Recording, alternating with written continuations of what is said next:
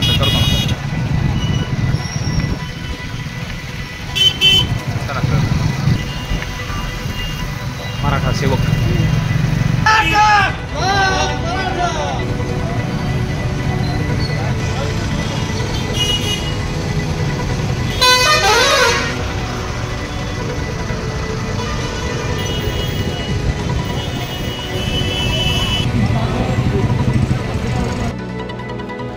त्यांना कळलं तर निघून जायचंय, बाजूला थांबायचंय.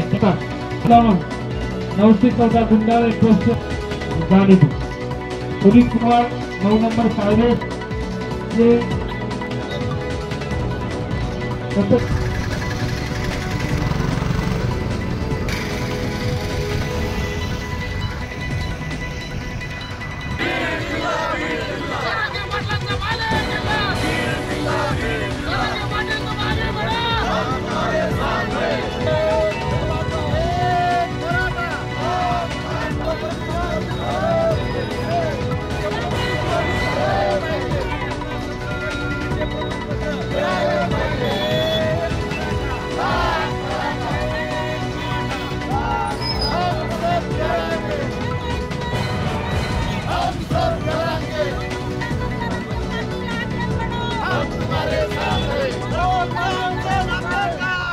मराठा आंदोलक मनोज जरांगे पाटील यांची 6 जुलैपासून जे आहे ते शांतता रॅलीला सुरुवात झालेली आहे.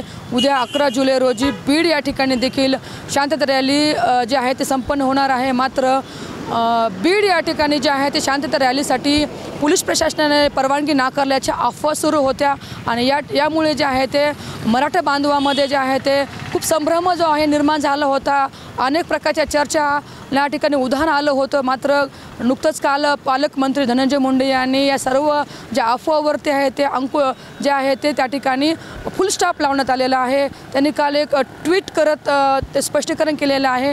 पालकमंत्री धनंजय मुंडे यांनी असं म्हटलेलं आहे की 1998 पासून ते स्वतः मराठ्याला जे आहे ते आरक्षण मिळण्यासाठी ते सदैव प्रयत्नशील राहिलेले आहेत. आत्तासुद्धा ते प्रयत्नात आहेत. मात्र हे कुठेतरी अफवा आहेत आणि मागच्या 8 तारखेला जे आहे ते पोलीस प्रशासनानं या रॅलीसाठी जे आहे ते या ठिकाणी परवानगी दिली असल्याचे या ठिकाणी त्यांनी सांगितलेलं आहे आणि ही होणारी जी रॅली आहे ती अतिशय शांततेत पार पडेल असं देखील पालकमंत्री धनंजय मुंडे या ठिकाणी जे आहे ते आशा व्यक्त केलेली आहे.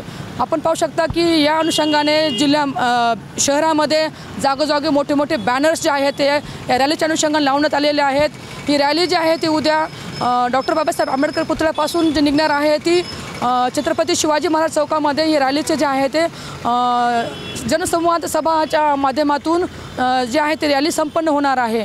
आणि या रॅलीमध्ये जे पाहायला गेलं तर लाखोच्या संख्येने जे आहे ते मराठा बांधव सहभाग नोंदवणार असल्याचे देखील या ठिकाणी बोलण्यात येत आहे.